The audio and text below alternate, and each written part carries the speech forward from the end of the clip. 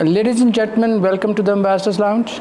Bangladesh Prime Minister Mr. Tariq Rahman visited Malaysia and China from 22nd to 26th June. Now, this was his first official outing after taking oath or after taking power as the 11th Prime Minister of Bangladesh.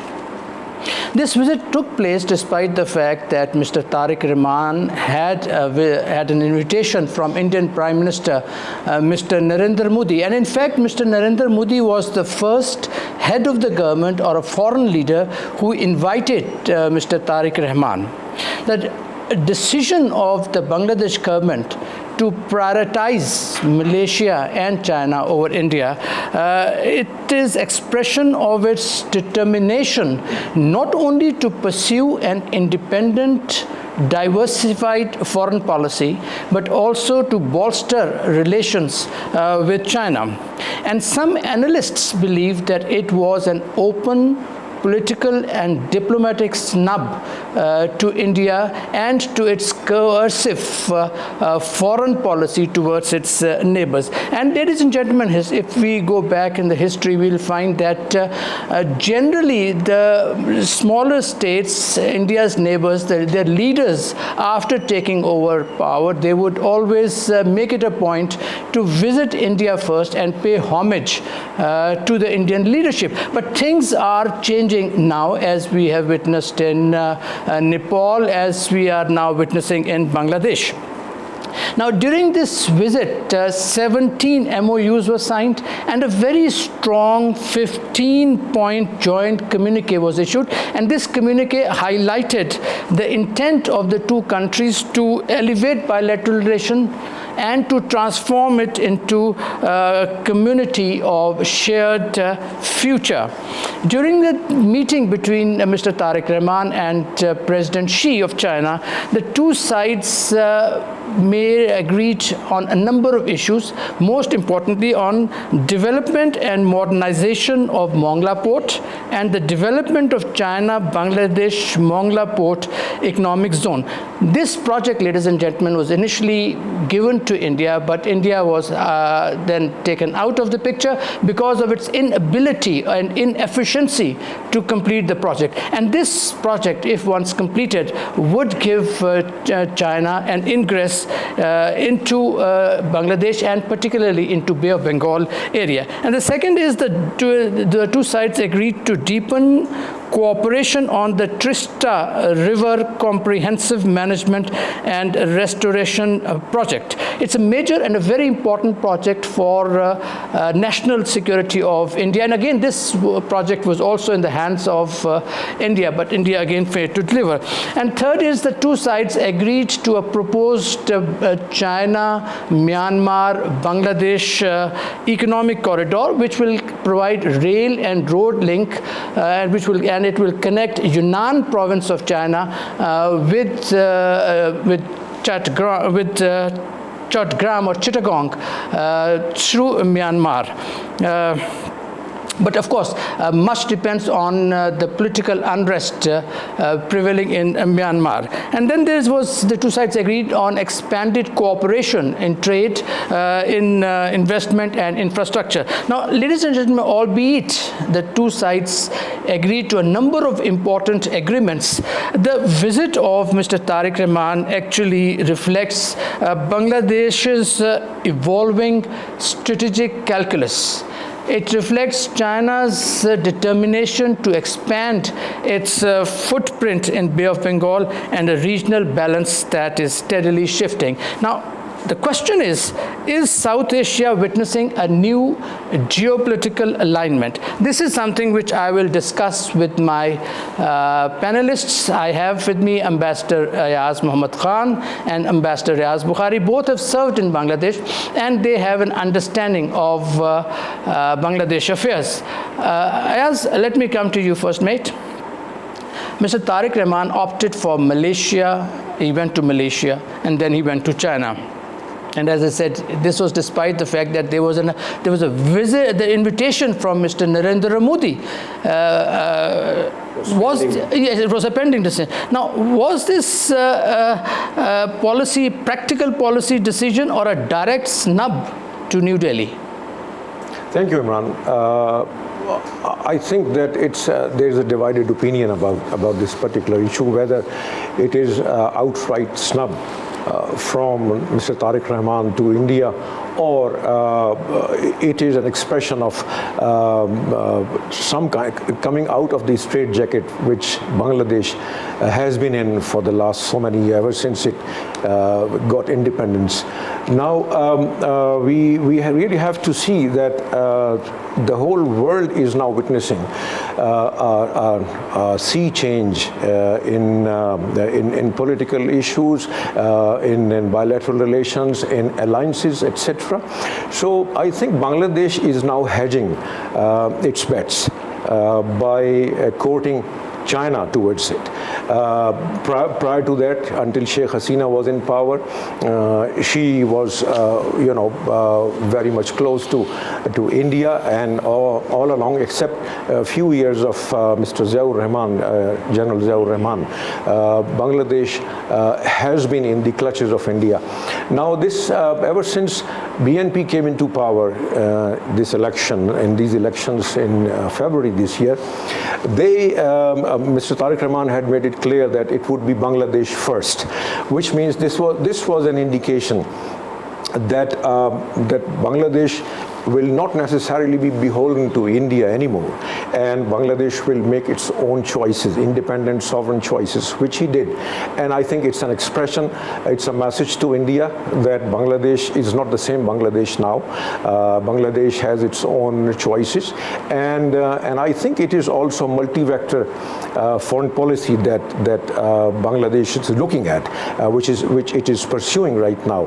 Well, you can debate whether it's a benign thing, that it's just a choice of new allies, perhaps new realities emerging in South Asia, and also it could be interpreted as snub to. Okay, Riaz, I would like to pose the same question to you, but in a different way. Yeah. Was it failure of India's policy of strategic autonomy, or was it emblematic of the rise of Chinese influence in the region? Both. But before that, I will endorse what Ambassador Riaz has said. Thank you. But I will add some, thing. China did not play any role in liberation of Bangladesh. China was standing with Pakistan. China was favoring united Pakistan. From there, the relationship between Bangladesh and China has reached to a stage where the Prime Minister of Bangladesh has chosen to visit China first, ignoring invitation from India. So why he ignored invitation from India and went to Beijing? Obviously, when the former Prime Minister is there in New Delhi as a political, asylum seeker over there. So the differences between the two sides are quite obvious. On one side, it is India, which does not have a favorable government at the moment in Dhaka. Both countries have traveled a lot during the last 1 year, have exchanged a number of statements accusing each other of favoring or opposing each other. Coming back to China's expansion of its influence in the region, from 1971 to 2026, the relationship has really improved a lot. Both sides have a volume of trade mounting to around $26 billion, I believe. Yes. And obviously, Bangladesh is having very small component of its share in the bilateral trade. And every country in the world, every third world country in the world, intend to seek fresh direct investments from China, technology from China, infrastructure development from China. So China is the country which is in a position to help the developing countries. So Bangladesh. Yes, Mike, the crux of my question was this decision of Mr. Tariq Rahman a snub to the policy of strategic autonomy, or was it a failure of strategic autonomy of India? I would just like to add here one thing, that Mr. Tariq Rahman had invited Mr. Modi for his oath-taking ceremony, and Mr. Modi did not attend. He rebuffed that invitation. I would not use the word rebuffed or snubbed.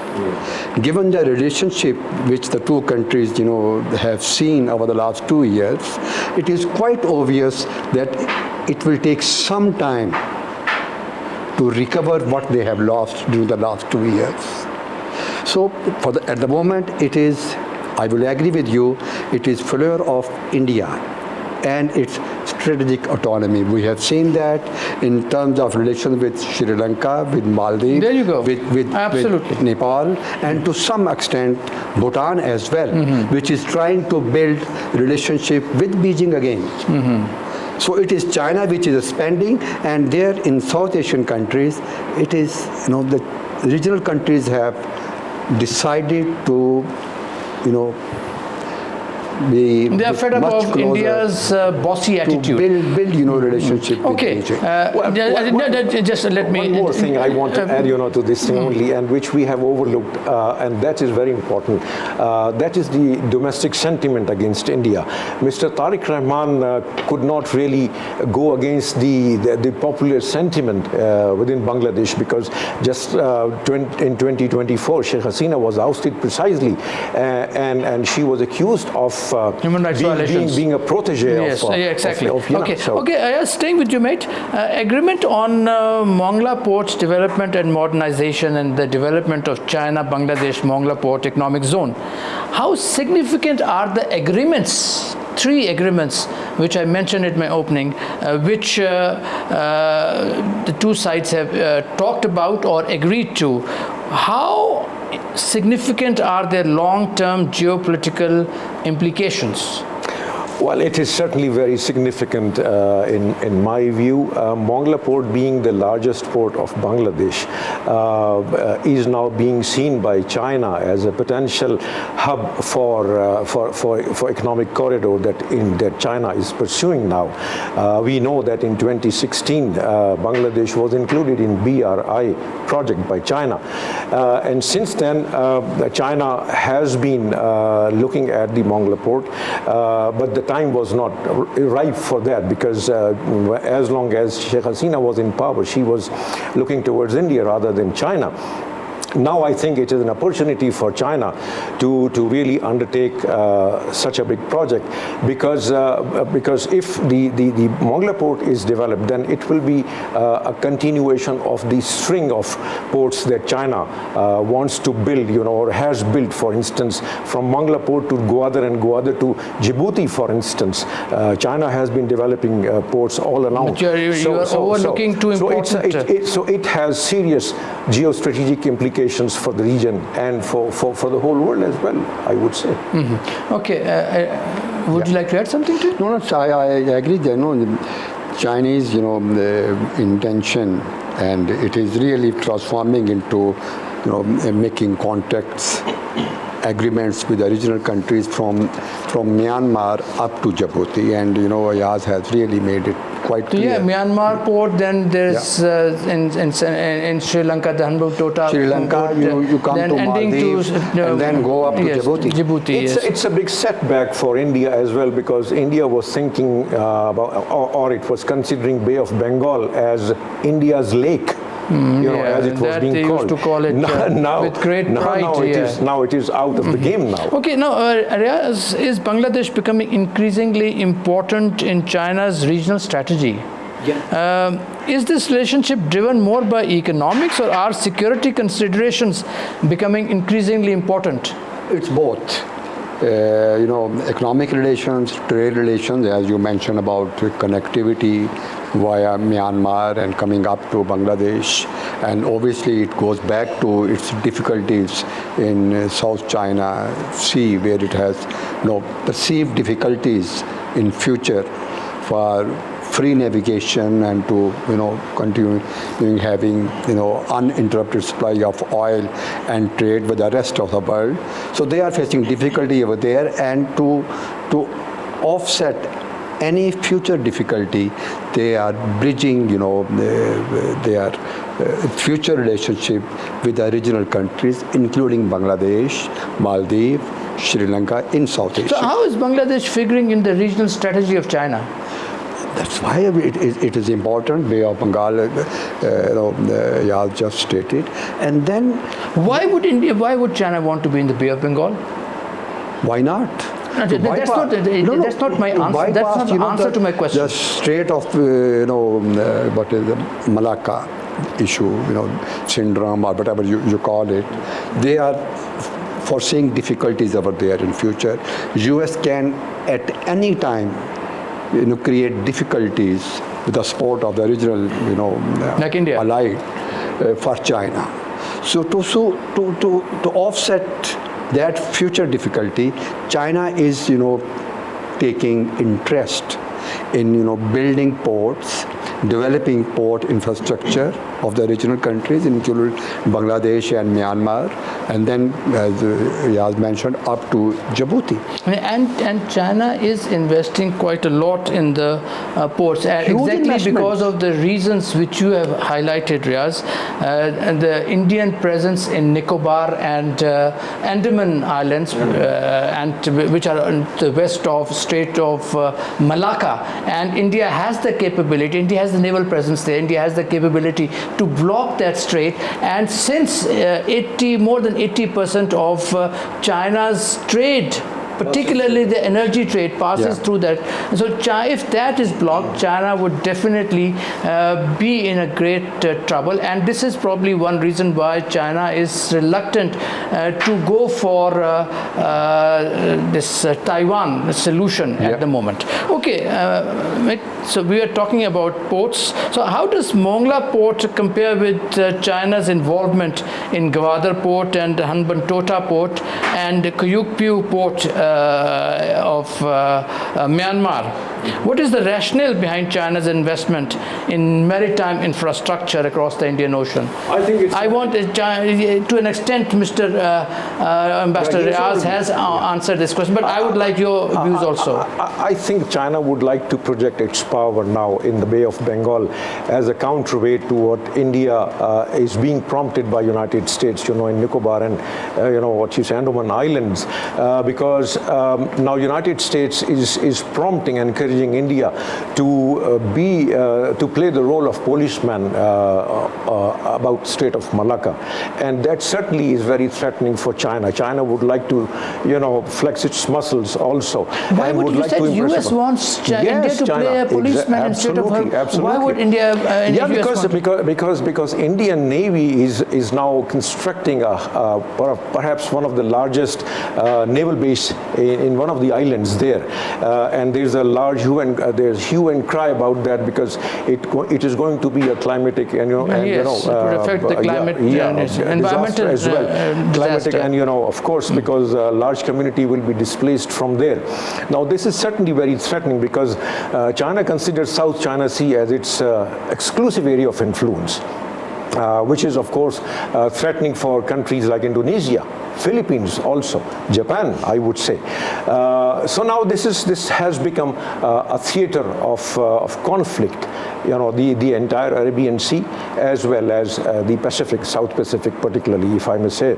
So China would like to come out of the shackles because it fears that it is being encircled by United States through India and some other allies, particularly Taiwan, the Quad members. The Quad members are now being, perhaps that there is a change being brought about within the Quad because India is now being replaced by Philippines, by United States. Interesting. You just yeah. said that U.S. wants India to play a leading role, and then you say India has been ousted from Quad.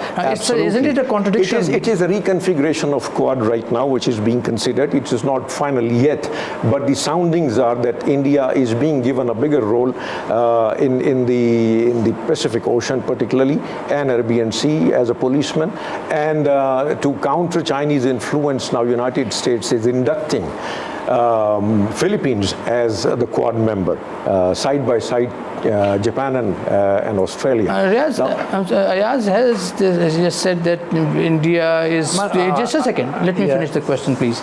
He said that US wants India to play a more important role in the region. Now, how could you just highlight this? No, obviously, when you're talking... India has not been able to defend itself against Pakistan. And Quad first. There was huge expectation by the US side, obviously. They were expecting India to prepare itself for a bigger role in Pacific region and Indian Ocean you talked about. But those expectations were not met from the Indian side.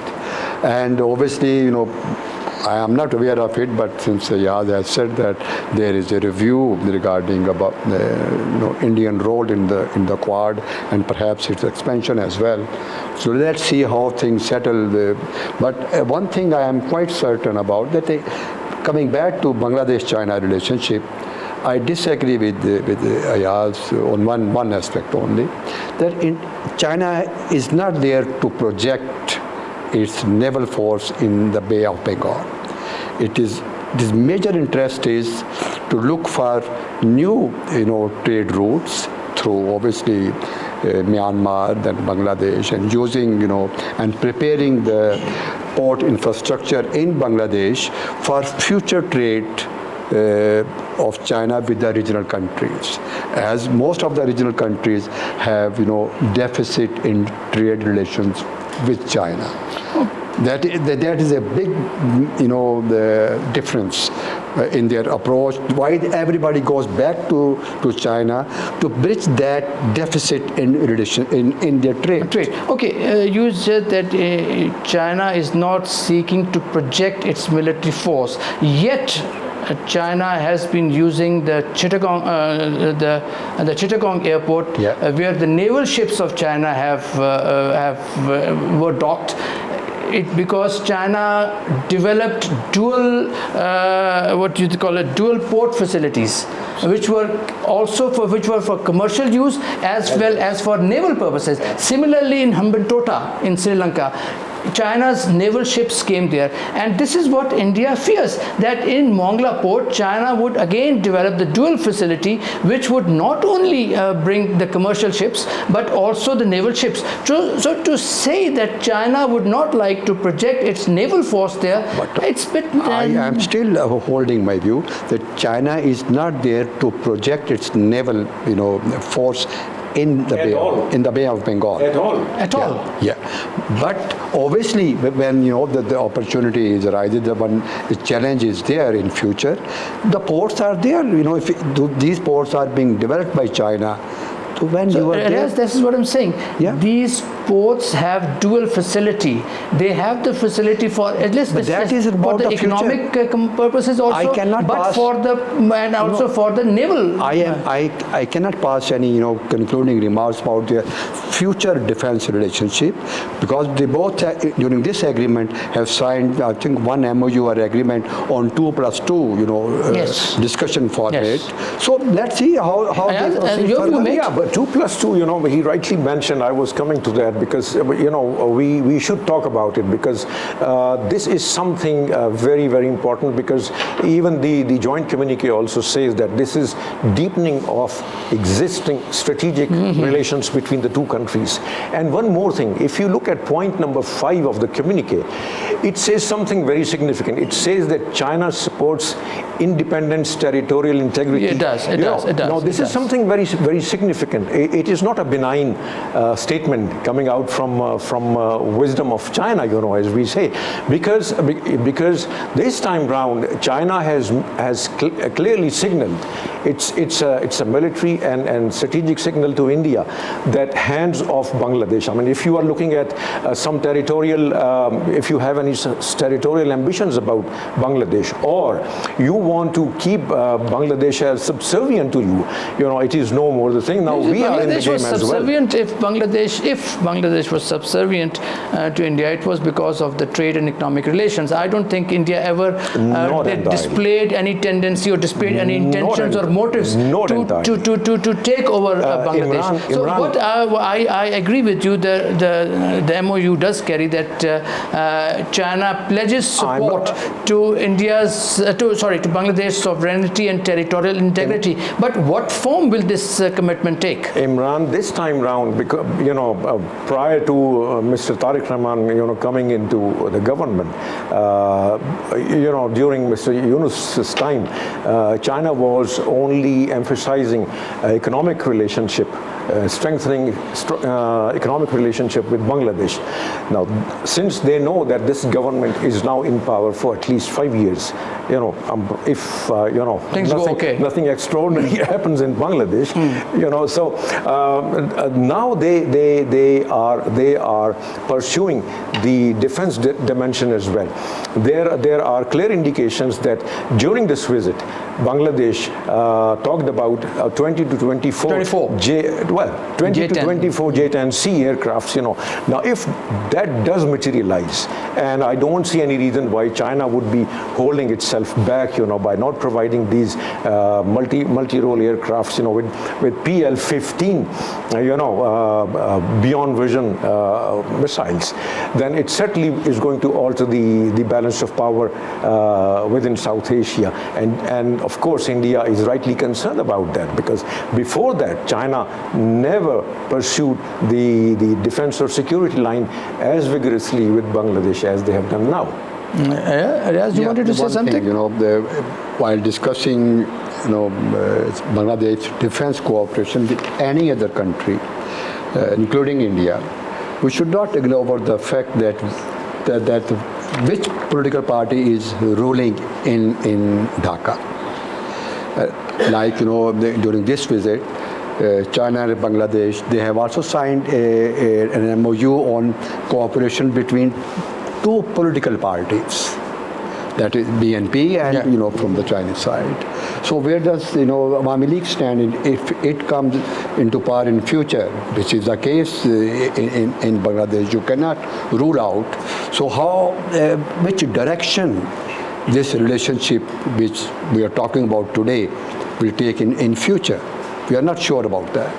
What I have seen,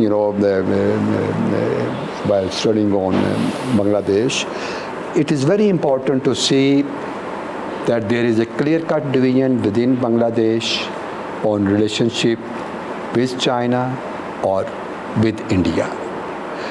There is a large number of people, they talk about India as their natural, partner in development and to some extent in their defense cooperation as well. And people also talk about, relationship with Beijing. That is also there. I am not ruling it out. Getting, fighter jets from one country and not from the other country. We have seen in the past, Bangladesh was getting, some Soviet-made, jets as well. So, it is up to the country, up to the government to decide which way they want to proceed further. But what I want to underline, that in Bangladesh, you should not ignore the fact of division between the two political segments of the political parties. That's very important. I don't know. I don't want to comment on that. This is his personal observation, but I would look at the things which are on the surface. And on the surface, it is that, for instance, the Teesta River issue was a thorn a big thorn in the bilateral relations between Bangladesh and India. The agreement was signed way back in 2011. Yes. And and just because West Bengal was throwing spanners, into implementation of this thing. Mamata Banerjee was a main obstacle behind that. Absolutely. Now, this time round, in this particular visit, one more significant thing that has happened is that China has explicitly presented its services to develop, and manage Teesta River, which is certainly is going to raise many eyebrows in India. Yes, One thing, there are two statements, one from the Indian side and one from the Beijing on this issue. Those were issues. After Indians are now, they want to mend the fences. Obviously, Bangladesh cannot change its geography. It is there. India is there. So they have to look into, their broader. So what basically is concerned in India is that the presence of Chinese near the chicken nest, which is almost there, the Siliguri corridor.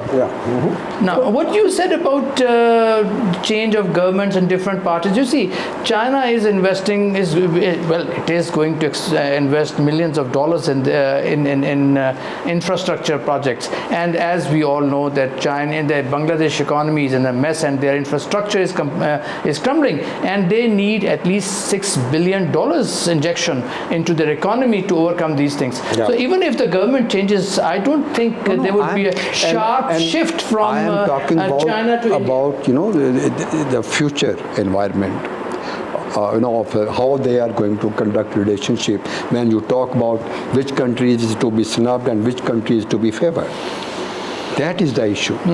And if one political party is having an agreement or MOU with a political party from Beijing, and the second political party comes back into power, how it will proceed? I don't think there will be sharp divisions, because there has to be some sort of a continuity, particularly in foreign policy matters, Ayaz. Bangladeshi leadership is fully cognizant of the fact that they are neighbors of India. Of course, they cannot ignore the fact. They cannot change the geography, as he said, and they are one of the biggest trading partners of Bangladesh. Exactly.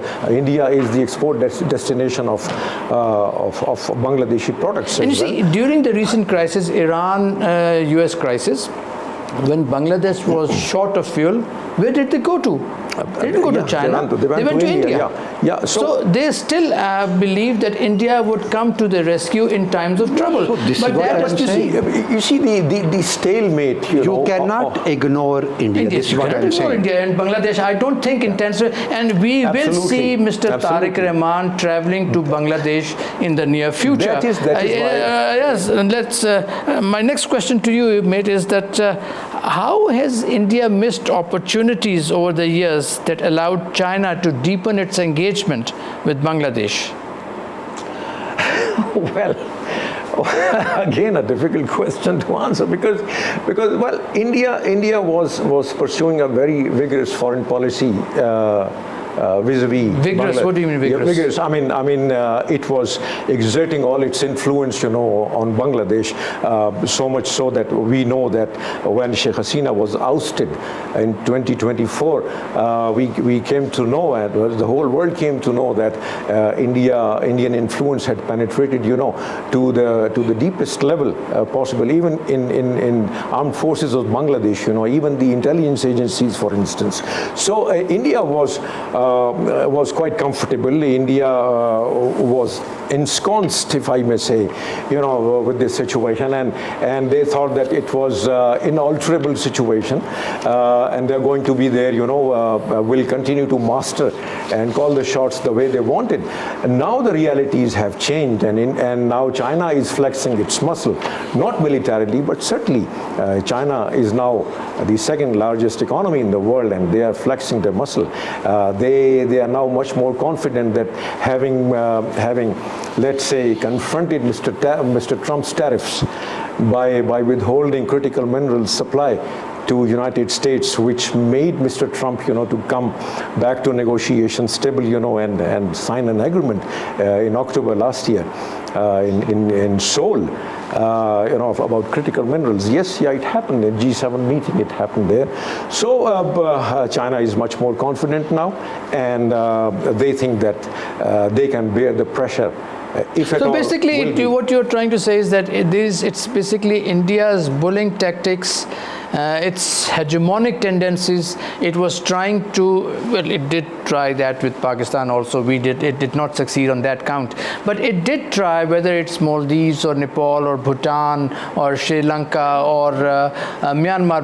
India has always been trying to be hegemonic as far as these countries are concerned. And it's a blowback, is it? Look at the Teesta River issue, for instance. There are 54 rivers flowing, exactly, from India into Bangladesh, now, and the water sharing is the main issue. Yeah, and Padma River, as they say in Bangla, Padma River, is also one of the issues, there.